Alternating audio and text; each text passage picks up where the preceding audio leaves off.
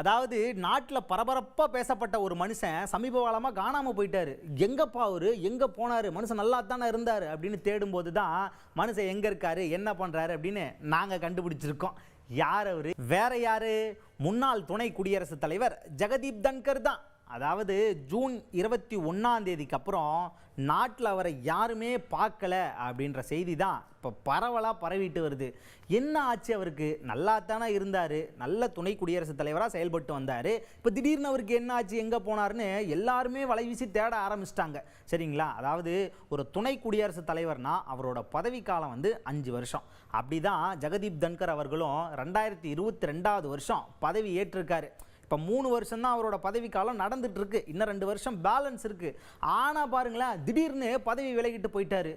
ஏன் பதவி விலகினார்னு, அது என்ன ஆச்சு, அவர் பதவி விலக காரணம் என்ன, எதுவுமே தெரில. அது ஒரு புரியாத புதிராகவே இருந்த நேரத்தில் தான் அவர் திடீர்னு அப்ஸ்காண்ட் ஆகிட்டார். எங்கப்பா அவர் நல்ல மனுஷன் தானே, எங்கே போனார், இவருக்கு என்ன ஆச்சு அப்படின்னு எல்லாரும் வலை வீசி தேடிக்கிட்டு இருக்கும்போது தான் அவர் இந்த தெற்கு டெல்லியில் ஒரு பண்ணை வீட்டில் குடும்பத்தோடு வசிச்சுட்டு வரதா நம்ம டிடெக்டிவ் டீம், அதாவது துப்பறியும் சாம்புவா செயல்பட்டு நம்ம டிடெக்டிவ் டீம் கண்டுபிடிச்சிருக்கு.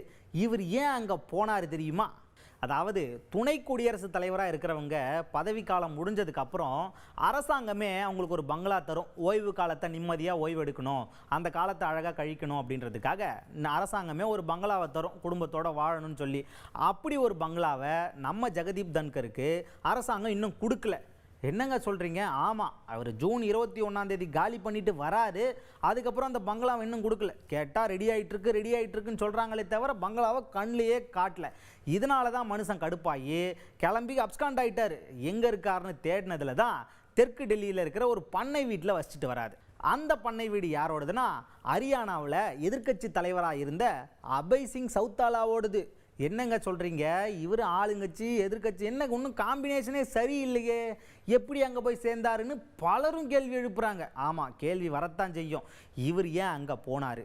நல்லா மனுஷன், நல்லா ஆட்சி பண்ணார், திடீர்னு பதவி விலக சொல்லிட்டாங்க. அவர் பதவி விலகினதுக்கு காரணமே இவரை கட்டாயப்படுத்தி தான் பதவி விலக சொன்னாங்க அப்படின்னு நிறைய பேர் நிறைய விமர்சனங்கள்லாம் வச்சாங்க. இது ஒரு பெரிய சர்ச்சையாகவே வெடிச்சுது. சரிங்களா? அந்த சர்ச்சைக்கு காரணம் என்ன?